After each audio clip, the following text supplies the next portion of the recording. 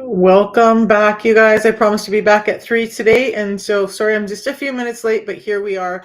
I want to talk about the hidden link 5 ways insulin resistance drives high blood pressure and what you can do about it. I think it's really important because most people don't know that high blood pressure is one of your first signs that you're developing insulin resistance and the resulting diabetes. Even if you've been diagnosed with either of those two or not, the moment you start having high blood pressure, for most of us, that means you should understand you're developing a metabolic issue called insulin resistance. So I'm going to dive into these actions.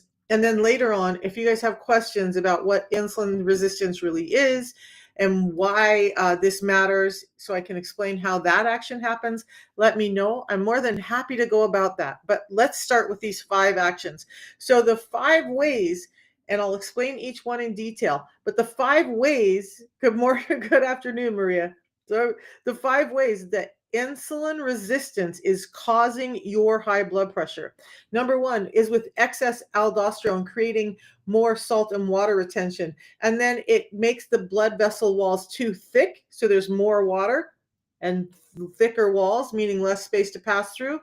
They become too narrow, they can't dilate, and then you start to have these cholesterol issues. So I'm going to go over each one of those pieces, and then we're going to talk a little bit about atherosclerosis and cardiomyopathy that have everything and nothing to do with blood pressure, but they all link into insulin resistance, and I'm going to explain why. So hang out, and please, please, please, if you know someone who has a blood pressure that's 130/80 or higher and they're struggling, and maybe they're trying traditional methods like I was, and they're not getting help and their blood pressure is just continuing to climb and be out of control, share this with them.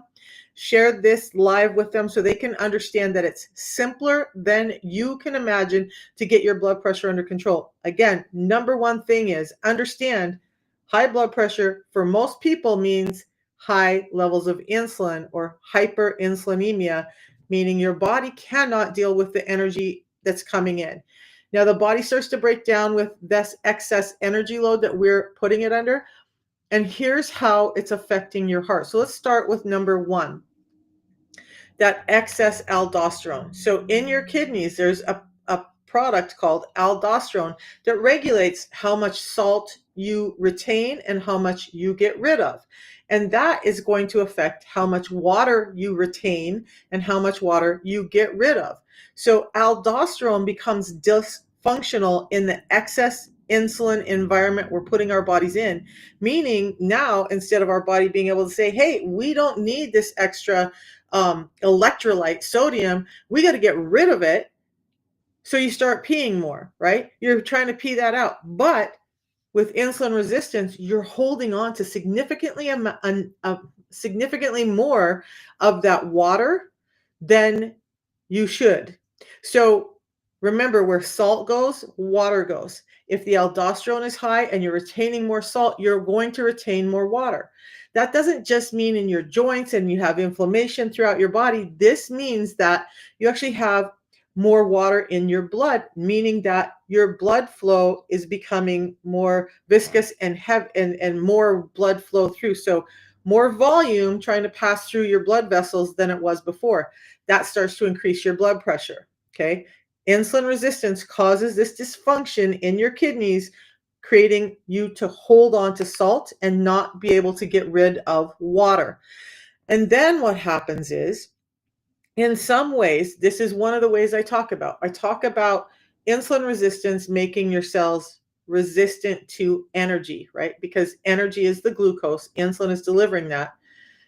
But some cells take up too much energy and grow too much. One of those places that your body is taking up too much because there's excess energy in the system is in what's called your endothelial cells. Those are the innermost cells that line your blood vessels. So this innermost lining, now I want you to picture your blood vessels as something like this, okay?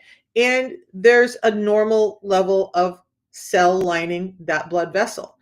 As insulin resistance increases and these innermost cells are eating up too much of that energy, they start to thicken.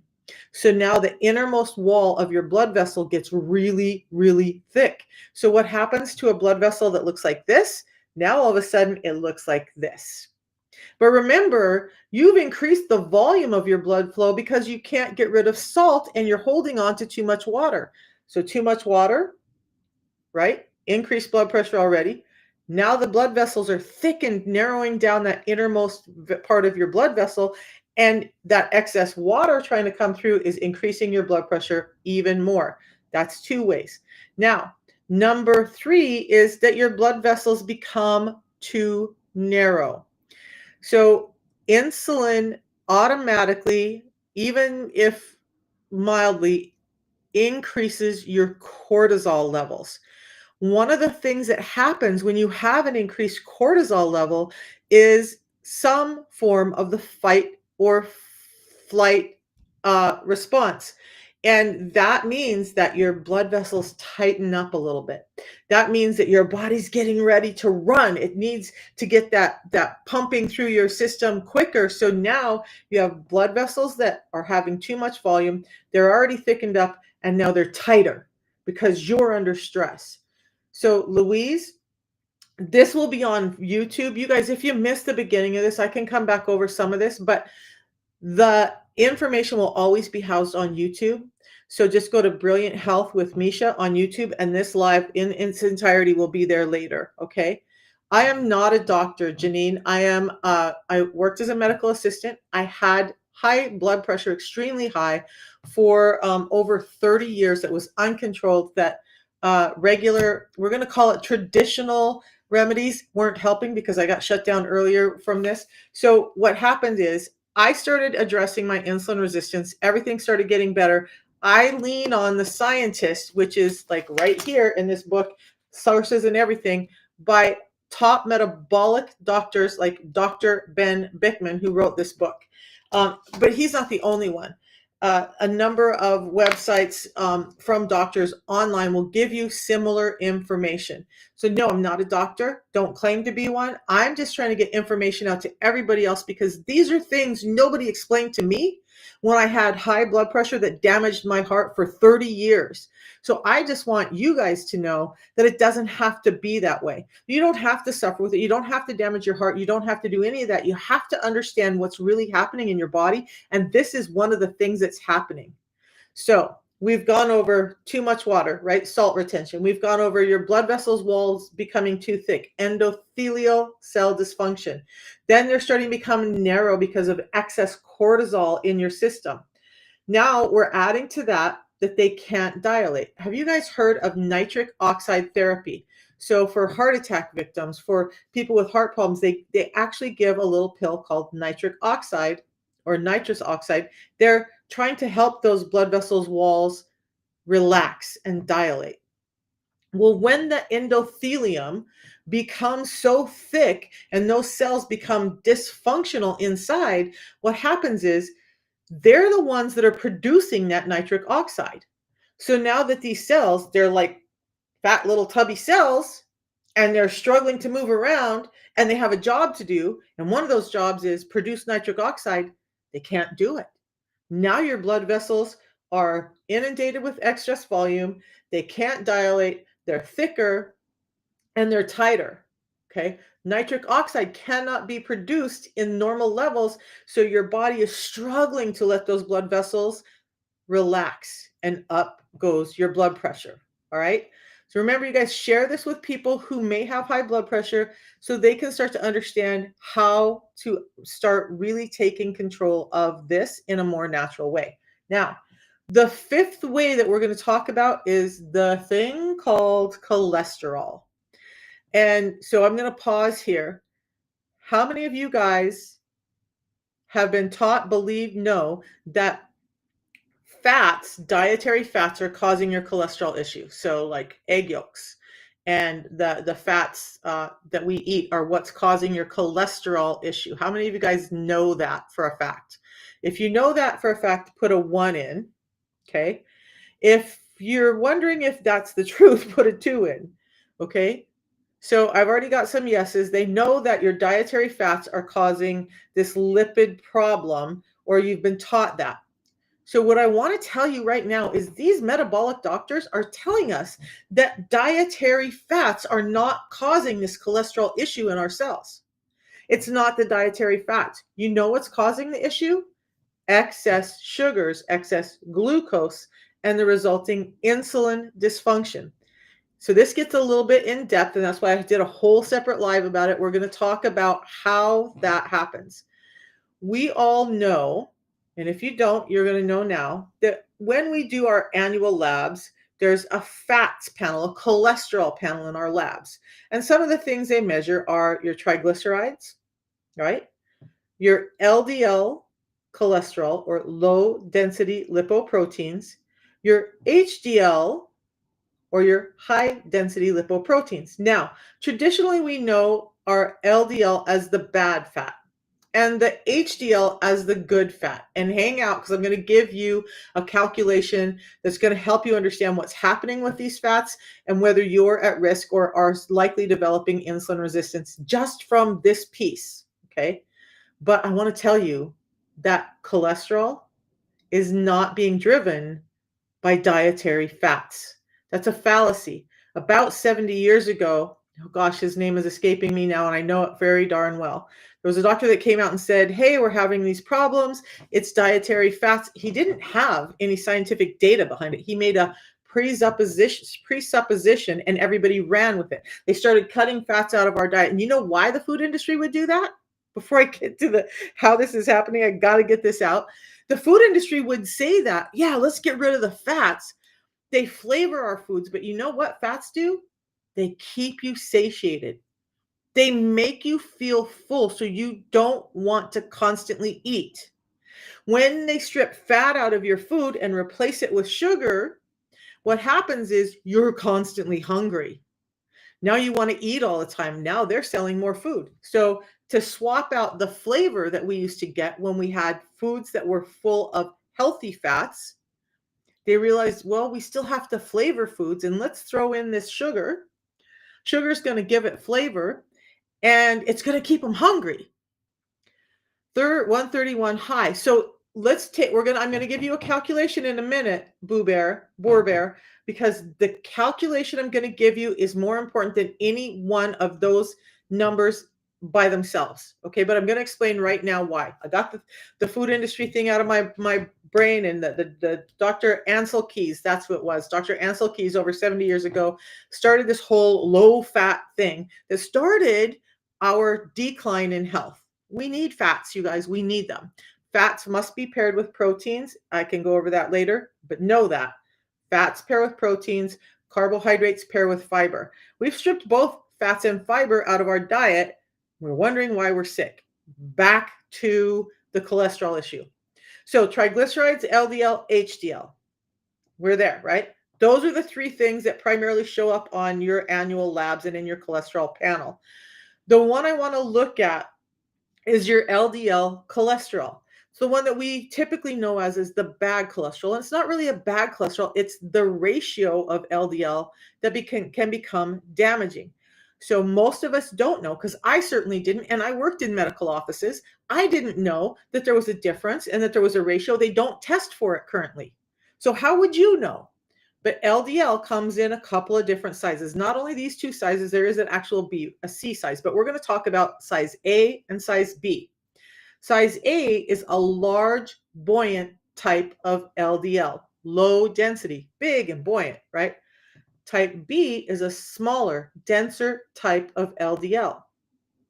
Now, in a normal body, these are kind of balanced and each one has their job to do. But what I want you to do right now is think of these two things as type A being a beach ball and type B being a golf ball. Now you stand on the edge of a bridge and you toss both types into a river or a stream. What's going to happen? That beach ball is just kind of float around, right? It may end up, you might find it on the bank of the stream somewhere way down there because it just is kind of bouncing around doing its thing, not sinking, not causing problems. But type B, the smaller, denser type, is going to sink down the water quicker and sink to the river bed instead of just the banks of the river. When we start getting too much of that type B, that golf ball type, it starts to create little dams inside the river, being your blood cells, your blood vessels, right?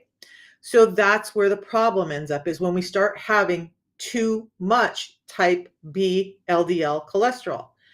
Now, one of the things that type B cholesterol does is, as your blood vessels, that endothelium, the inner wall of your blood vessels, starts to get tore up, glucose can act like glass shards in your bloodstream. So when you have high levels of glucose, you actually start making little cuts and tears in your blood vessels. LDLB is meant to go in and kind of block up these little holes so that your blood vessels can actually function properly. But excess sugar, excess LDL, now instead of it just blocking that up, it's starting to get in and under this level, and it's starting to create this little buildup underneath that's creating this big dam. And it's not causing a block in the tear because the tear is too big, but we have this increase of LDL, and this is where we start to have tightened um, blood vessels from the excess LDL. Again, there's no way to test for it currently, or they're not testing for it currently. So are you guys ready with pen and paper? Because I'm going to give you a calculation, and you don't have to go have new labs. Just go take a look at the last labs you have, find these numbers, and do the numbers for yourself. Come back and let me know what you find out. If you have them, go look at them now. When you look at your labs, understanding that what we're really trying to do is decide how much of the LDL-B that we're producing, because that's the one in excess that's causing damage. And again, it's driven by sugar, not fat. So you take your triglyceride number, and whoever commented on your LDL number, we're not even going to look at that, okay? I want you to find your HDL number. So I had my fingers up wrong. We're going to find triglycerides, and we're going to find HDL. Now, what you want to do is you want to take that triglyceride number, and you want to divide it by your HDL number, okay? Triglycerides divided by HDL. Triglycerides at 150, HDL at 50, that gives you a number of 3, right? Everybody with me? Give me some hearts if you're with me, if you're catching what I'm saying, or if I need to slow down, okay? So triglyceride divided by HDL. What this tells us is the higher the number that you're resulting in, the higher amount of LDL-B that's being produced in your system. This is, HDL is 40. What's your triglyceride? So go look, find your triglyceride. And if you're a man, 40 is okay, depending on what your triglycerides are. If you're a woman, you want that HDL over 50. And if it's not, we're starting to have a problem. So triglyceride divided by HDL. If it's under 2.0, so you are under 2.0, Boar Bear. So that's likely safe, right? Or you're a girl. I would still say your HDL needs to come up some. So that's my opinion. That I'm not a doctor. I can't diagnose. So I'm not diagnosing anybody. I'm giving you guys a jump off point. You want to talk to your doctor about it, talk to him, but understand that this could be what's happening. Now, according to Dr. Bickman and the NIH, go check their website out. Anything that's under 2, when you do that calculation, is generally considered safe. Recently, they've reduced that number to 1.5. So when you do that calculation, if your number is 1.5 or lower, you're generally safe from insulin dysfunction, okay? Now, if your number is over 2.0, that means you're starting to have an insulin dysfunction or hyperinsulinemia. If it's over 3, Houston, you have a problem. You need to start addressing your insulin, which means you've got to start addressing your sugars. So Boar Bear, I'm gonna let you do the calculation. I'm just giving you the number. I don't have time to sit down and do all of those calculations. Again, the only 2 numbers I want you to be concerned about for this purpose are triglycerides and HDL. Okay. Under 2, you're generally safe. Over 2, you better start taking a look at your insulin levels. And why? Remember, the more LDL you're producing as opposed to the LDLB you're producing as opposed to the LDLA, the more likely you're having this narrowed space in your blood vessels due to a buildup of this LDL doing its job in damaged endothelial cells. Lots of information, right? And you might have to come back and watch this later. Okay. Now, when we get to cholesterol, this is where it gets interesting. So atherosclerosis, it's always a hard word for me to say, is where that starts to harden up. And most people think, oh my gosh, it's the fats I'm eating. It is, and it isn't. So insulin resistance causes some inflammation and oxidative stress in your body. And it oxidizes these excess fat lipids that we have floating through our blood cells. So sugar causes the increased lipid production. Insulin resistance is causing oxidation of that. So now you have these lipids floating through. You have something called macrophages that are going in and they're eating up. Now they're trying to eat up this oxidation. And as that happens, those lipid cells start to look foamy. So now they're called foam cells, but they become toxic. And as they start to become toxic and struggle, they call in more proteins and more of this macrophages and more of this action. And so we're getting more and more and more of the foam cells as we're having more and more oxidation occur in the body. That oxidative stress on the lipids is what's causing the kind of cholesterol that hardens those foam cells and creates atherosclerosis. Now, sugar creates the excess LDLB, which is part of this foam cell cycle, right? So that excess foam cell. Insulin resistance is making them oxidized. Then they become foam cells. But you know what else is causing oxidative stress in your body? Now, this one does come back to fats, so I'm going to have to say that. Seed oils, like sunflower oil, contain something called linoleic acid.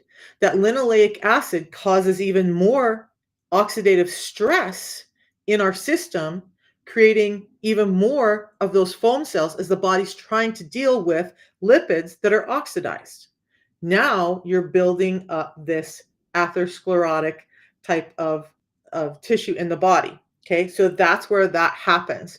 But it often starts with the insulin resistance, creating excess lipids, oxidizing those lipids, and then you add on top of it these seed oils and these oils that are promoted as healthy oils. They're oxidizing everything, and then you end up with sugar, bad fats, insulin resistance, oxidative stress in the fat cells, atherosclerosis. Make sense? Kind of, sort of. This is a really quick, broad overview of it, all right? So another place that is listed up here, and then we'll stop and I'll let you ask questions and we'll talk about insulin resistance some more. But one of the other things that's happening can be cardiomyopathy. Now, when you have an insulin resistant state in your body, not only is your heart struggling to pump through all of these things that we just went over, tightened blood cells, thickened blood cells, excess water in the blood cells, lipids narrowing down the cells even more, and unable to produce nitric oxide that lets them relax. Now, your heart, because it's insulin resistant, is having troubles taking up nutrients and the energy it needs. And the heart, under all of this pressure, starts to expand, and the muscle wall of it starts to thin out, and the heart gets bigger and it starts to have dysfunction, and now you have a problem. All of this to say that 30% of deaths that we see from natural causes are related to heart disease. If we understand that, what is it, 80% of heart disease is linked to back up to high blood pressure, and then take that number back another step and say that 95%, according to these scientists, of high blood pressure is directly linked to insulin resistance. Those are some pretty big numbers and some pretty big links that how can we ignore that? Doctors didn't used to talk about it, but they're talking about it now. So if you have high blood pressure, you're already on a roll for all of these other detrimental things down the road. I know. I had 3 CVEs this spring from a heart that was so overly damaged from years and years of high blood pressure that no one could get under control, even with all those things that I was putting in my mouth, the things that get prescribed. None of that was helping. My blood pressure was getting higher and higher. It weakened my heart. And then, even though I'm healthier, now I've spent the last year on really trying to get my heart health back and my heart strengthened up after all of that damage. So, yeah, this is firsthand for me. For me, this is reality. Like, I could have been gone by now had we not gotten my insulin resistance under control. I might not even be here talking to you guys now. That's why this is so important and why I get so excited about this talk. So, do you guys have questions? Does anybody have questions as to how this is happening, why it's happening, what's going on with your blood pressure and potentially some other heart issues? Because it's widespread, you guys. We need to pay attention. I'm going to throw out some other information for you. A 2018 study showed that 80, and thank you for that, King of Kings. That means a lot to me. A 2018 study showed that 88% of us had some type of metabolic disorder. Only 4 years later, in 2022, that number in a new study had risen to 93% of us having a metabolic issue. Recently, doctors are saying that 99% of us have some type of insulin dysfunction. So at some point, that insulin dysfunction, that 99% of us, it ends up in the 93% with metabolic issues. And then we end up with things like heart disease and high blood pressure. Okay. So that's why it's important for me to come on and talk about this. Okay. And it doesn't have to be hard, you guys. I thought that I was never going to get it under control. I had physician after physician, ones that were my friends and that I worked with, and they were all cycling me through all of these therapies and nothing was working. And one of my physicians who I worked closely with through many practices, we also did the Golden Girls thing, was terrified that I wasn't going to make it. Just as terrified as I was that I wasn't going to make it to 65, she was terrified too. Now, what I want you to know is, for me, and this can happen for you too, once you start to understand this, once you start to get your insulin resistance under control, it can happen for you. I'm not going to tell you that it is. I'm not going to tell you it's a miracle cure. I'm giving you an avenue. But my blood pressure used to be 180 over 150 every single day, at some point during every day. It might bump down. Your blood pressure changes throughout the day. In the doctor's office, the best we could get it to was 150 over 110. Now, how do you know if you have high blood pressure? Clinically, if your blood pressure is 130 over 80 or higher, you have a blood pressure problem. Okay, I don't care. I'm 61 years old. I'm still a little bit, I got a stout body. I have a native body. I come from stout people. I will never be as thin as my girlfriend Steffi, right? I will always be a little bit stout. But at 61 years old, being a little bit stout, does anybody want to take a guess what my blood pressure might be now? It was 180 over 150. It was typically 150 over 110, lowest we could get it to in the doctor's office. Do you want to know what my blood pressure is right now? I've been doing the protocol I'm going to talk to you about for 4 years, but within 1 year, it normalized at this blood pressure. Nope. Close, but nope. I want to also tell you that I'm off of 13 of those things that my physicians were giving me. Not on them anymore. Not a single one in my cabinet ever. Haven't had a prescription in over 3 years. My blood pressure now is 110 over 74 every morning when I wake up. Now, some people, I'm going to give you some bonus information here, okay? Because we talked a little bit about cortisol when I was all hyped up and riled up because this thing gets me so excited. I wish that somebody would have told me earlier what was really happening. I wish that anybody would have told me earlier so that I didn't have the heart that was damaged and have me terrified this year that I might not make it. Okay. So 110 over 74, no medications now, and 4 years. So just as proof positive, a couple of years ago, I started going through a process for life insurance with a new company. They wanted a physical. They were telling me, well, we can tell if you're on any prescriptions. We're going to pull that. You have to give us a release for that. And I'm like, I know, please do it. Please prove my point. They ran the reports. They called me back and they said, what? You're 58 years old and you don't have any prescriptions that we can find, and they can find them. So there's proof that I'm not on any prescriptions. My blood pressure is normal and the rest of my health got better too. So, you ready? We can go back over insulin resistance and why this works. By the way, you guys, tonight in just a couple of hours, I'm going to have a Zoom call where I will go over the products in depth and explain the need for them, the why for them, the science behind them, what's in them, all of that. It's just food that's really filling in the gaps of our nutritional deficiencies so we can feel better. I don't know, who else wants that kind of thing in their life where you're not putting in more damaging things in? You're actually building health in a more natural way with science-backed products based on food. That's all I did. Before I talk about these, I do want to mention too. Now, this isn't me saying this, okay? I'm going to clarify. This is Dr. Bickman. There's a little section in there. And this whole topic, by the way, is so important that in this book, the first chapter is telling you all about, and go get the book. If you're really interested, go get the book. He has it in audiobook too. You can do that. You can get it on Audible. You can get it in hard form. Dr. Bickman is an amazing human being, but his first chapter is just breaking down insulin resistance, what it is, how it happens, all of that in your body. You want to guess what chapter 2 is? Out of all the things that he could talk about, all the dysfunctions that insulin resistance causes in the body, does anybody want to take a guess what chapter 2 is in this book?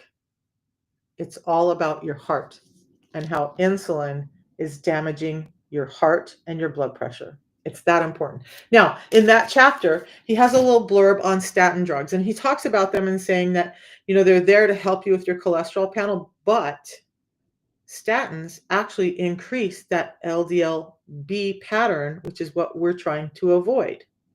Makes you kind of go, right? If I have a cholesterol problem, LDL-B is at the basis of it.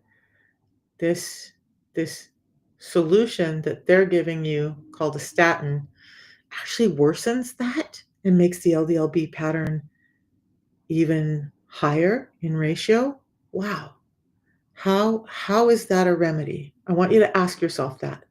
While you're asking yourself that, also understand we haven't gone into insulin very much, and then I'm going to go into the product right now. But before I go into the product, ask yourself this.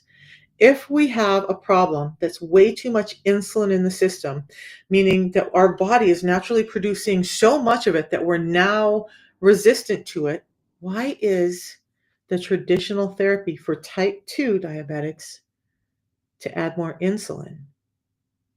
If the body's already shutting down because of too much, why are we adding more? Why are we not addressing the foodborne cause that's getting us there in the first place? That's what I'm talking about. I'm talking about addressing the root cause. Now, we have an entire science website on this. You guys can message me. I can get you the link to that website. These products, by the way, there is something in the US called the Prescriber's Digital Reference. Back when I was in medical, it was Prescriber's Desk Reference because we had this big, thick book that we had to look everything up in. Now it's online, right? Everything is digital. So it's Prescriber's Digital Reference. Guess what? Real food products, these are listed in the Prescriber's Digital Reference. A third party that says, okay, we're going to take a look at the science. We're going to take a look at the actions. We're going to does this belong in this reference?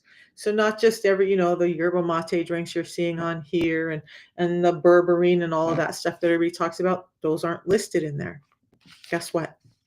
Both of these products that comprise the protocol that I'm going to talk about are in the Prescriber's Digital Reference because there's so much science about how they work and what they're doing for you. Now, both of the products help regulate blood sugar, slowing down how quickly blood sugars get into the body.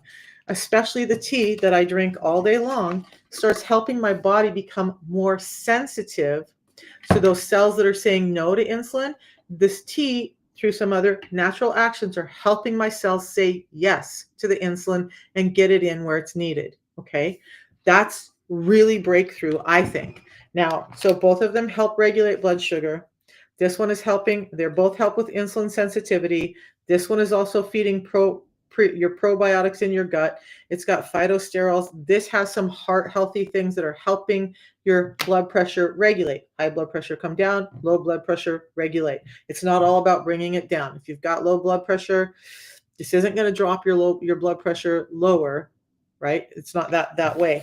This has some components in it we're going to go over at 7 Eastern Standard Time on my Zoom call as about how these actually work. But this has a lot of science behind it on regulating blood pressure. This is how I got my blood pressure back and got off of 13 of those medications. Okay. 13, not my reality anymore.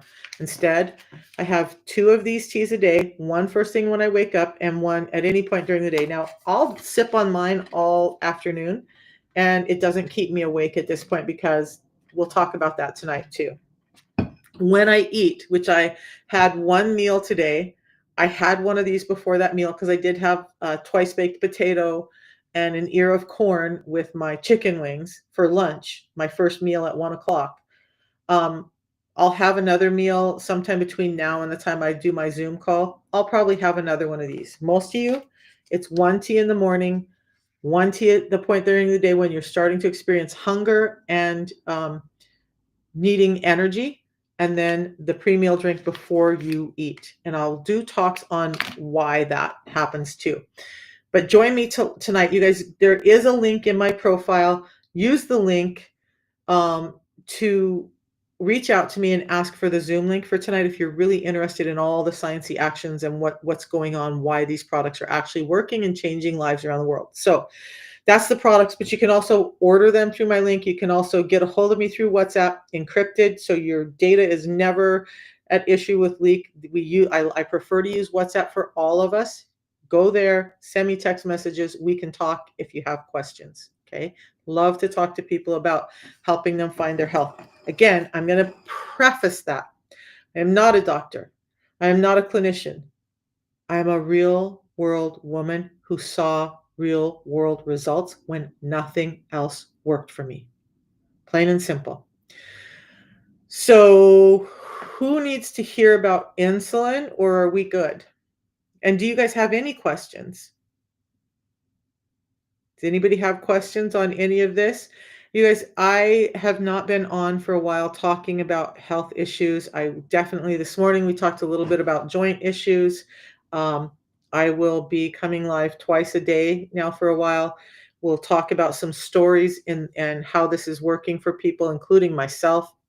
In the morning and then in the afternoon, I will aim to come back and answer the more sciencey questions. But if you have questions, shoot them out to me. Or if you just want to sit through, it's about a 20-minute presentation that talks about the science parts of the protocol and why it's working. Please join me. If you're on the protocol already and you need to hear this information, join me. I'm here to help. Okay. So you guys, in the end, I'm going to recap for anybody who just jumped in. I'm almost done here, but I want to link insulin resistance to your heart problems. And science, cardiometabolic scientists, what is it? What does Dr. Bickman call himself? What is his degree? It's something with physiology, biomechanics, something. Anyway, he's a metabolic scientist. So they're talking about this, and they're saying 95% of our high blood pressure is linked to insulin resistance. Hey, Della Fella.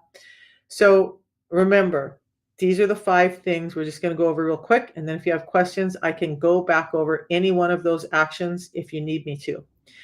Excess aldosterone produced from the kidneys in the presence of excess insulin means that your body is now holding on to too much salt. This isn't just affecting your blood pressure. So when you look at your joints, your little fingers are starting to get puffy and swelly. Your hands and feet are swelly and puffy. For me, my knees were swelly and puffy. That's excess water, excess fluid being held onto in your body because your kidneys can't function properly because of insulin dysfunction. Where salt goes, water goes. That increased blood flow is raising your blood pressure. Your vessel walls become too thick. I will do a talk on skin at some point in the next week or so. But know that there are some cells that will take in too much insulin. The innermost lining of your blood vessels are one, called your endothelial cells. They'll eat up way too much of this energy and they'll grow too fat and stubby, and they start to block off the interior wall of your blood vessel. So I didn't use this analogy just to help you guys understand this. Remember, I said your blood vessel might look like this. As those endothelial cells start to get fat and stubby, the interior wall looks like this. So let's think of it this way. You have a high amount of water trying to push through. You're using a fire hose, and that water is pouring out, and it's really working well, right? That's an unobstructed blood vessel. Okay. When the endothelial cells thicken up, now it's like taking that fire hose and making it the size of a garden hose and still trying to push that volume through that smaller hose. What's going to happen? That smaller hose is eventually going to break down and the pressure is going to build up, right? That's what's happening in your body when endothelial cells start to dysfunction. As those endothelial cells dysfunction, they can no longer produce something that allows them to relax and open up and let the blood flow through. And that something is called nitric oxide. They're so chubby stubby, they just can't do their job and produce the nitric oxide. And then your cortisol is rising, and that is it causing increased blood pressure due to the fight or flight response, which means your blood vessels are now tightening up even further. Then the sugars. Remember, sugars are causing the cholesterol problem. Sugars and seed oils are causing your cholesterol problem. Things like avocado oil, extra virgin olive oil, butter, ghee, egg yolks, those are not causing the cholesterol problem. That's been being disproven time and again. Sugar and the linoleic acids and polyunsaturated fats and seed oils are what's causing that problem in your body, in your cholesterol. Okay. Then we start to add on. Now you have this cholesterol, tightened cells that can't, or vessels that can't open, vessels that are tightening, and excess pressure. That's where your blood pressure is starting. But it also can be linked to things like atherosclerosis and cardiomyopathy, or your heart getting too big after having this blood pressure problem for too long. All of it can link back to excess insulin in your system. So if your blood pressure is 130 over 80 or higher, address it now. Do not, please, I'm going to beg you, do not let it get to the point that mine was. And remember, I worked within medical, I worked with medical providers. None of them could get my blood pressure under control. Within the first week, I saw my first blood pressure reduction on this protocol I talked about. 1 year later, my blood pressure was normalized. No other therapies needed. And it stays normalized today. I'll be 61 in a few weeks, and I still have a blood pressure of 110 over 74 every day. Okay, you guys, I will see you in the morning, probably around 10 o'clock in the morning, and we'll talk about another issue that comes up with insulin resistance. If you have questions or you want me to talk about something, message me and let me know. I'm more than willing to talk about it. I just want you guys to understand that your health doesn't have to be this hard, and it doesn't take major changes. Small steps, one at a time, start to make big changes. Not telling you you have to go live a life that you don't recognize to get your health back. That's where the system is gold. These two things help you get there more quickly and with more naturally. Billy Boy.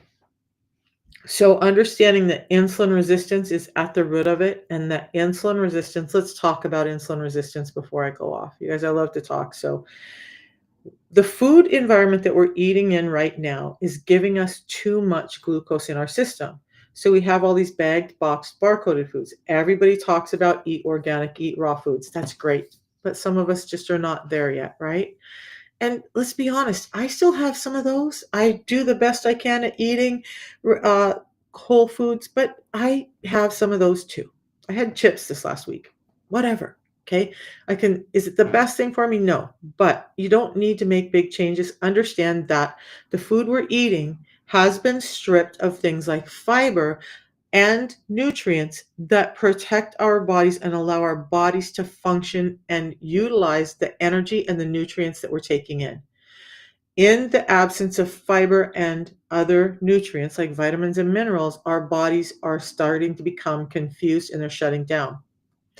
You add to that you have these people on here, well meaning people, I'm going to say, who are telling you to eat every 2 hours to boost your metabolism. If they understood anything about metabolism, they would never make that recommendation. Every time you eat, you spike your blood sugars. Every time you spike your blood sugars, you spike your insulin. Your insulin comes up. It takes longer to drop down than your blood sugars. So if you're eating every 2 hours, up goes a blood sugar spike, up goes your insulin. And it takes a couple of hours, 4 to 6 hours, for insulin to start to come down. But now you're eating in another 2 hours, your insulin is up. It starts to want to think about maybe I can come down, and you eat again and it's up. So eating every 2 hours is really detrimental to your health for these purposes. We got to take a break and let the insulin come down. I'll talk about that in the morning, how that whole cycle works. But that's part of it. Understand that we're snacking too much. We're eating the wrong kinds of food. We're not getting the nutritional support. The system that I talk about allows us to make it through. Yeah, eat 6 times a day. The old food pyramid, and the old food pyramid had like grains and stuff on the bottom, right?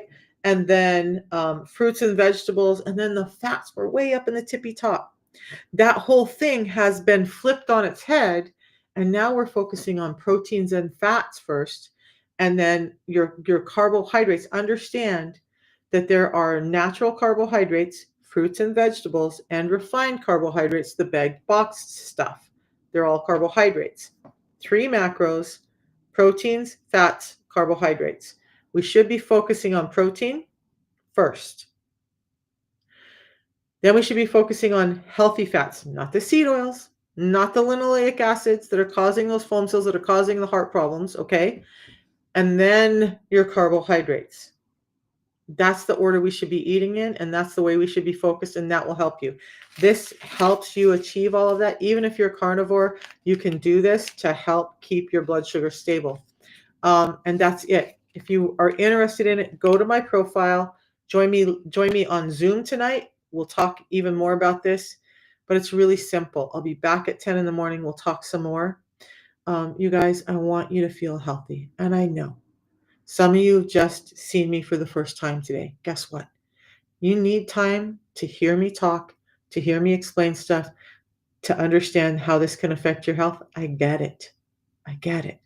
Just listen and take what fits for you, discard the rest, and hopefully we'll see you on a healthier side shortly. Okay? We'll see you all in the morning. Oh, Zoom, Louise, if you, okay.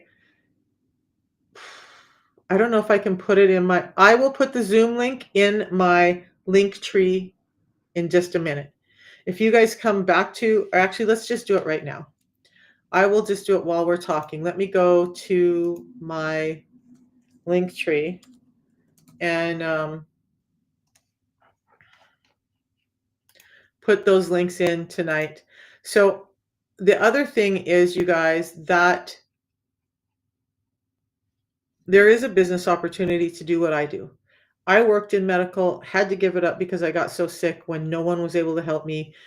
Ended up in some devastating places in life that I never thought I would be at in my 50s, and was able to turn all of that around as I got my health back and help others to do the same.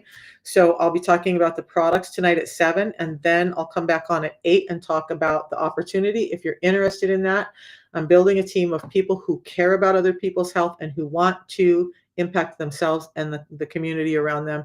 Join me for either one of the lives, and I would love to see you there. I will get them put in my link tree that is in my profile right now. Actually, I'll just drop the links into my profile because they'll show up that way. So you guys should be able to come back to my profile, find those links. Remember, product is at 7 p.m. Eastern Standard Time. If you're interested in the opportunity, that's at 8 p.m. Eastern Standard Time. I only do it on Thursdays. So join me tonight and get that information. And we'll see you guys there. Look for the links in just a minute. I'll get them set up. All right. And on YouTube, I will put these links in this live so that you can have the access to get there too. They're also on my Facebook page today. You guys go check my Facebook page at Misha Fayant, and you'll see the links there. All right. Or message me and I'll just directly get the link to you. Just message me. I'll get it to you. All right. Have a good night, you guys. And I'll see everybody else in a couple of hours.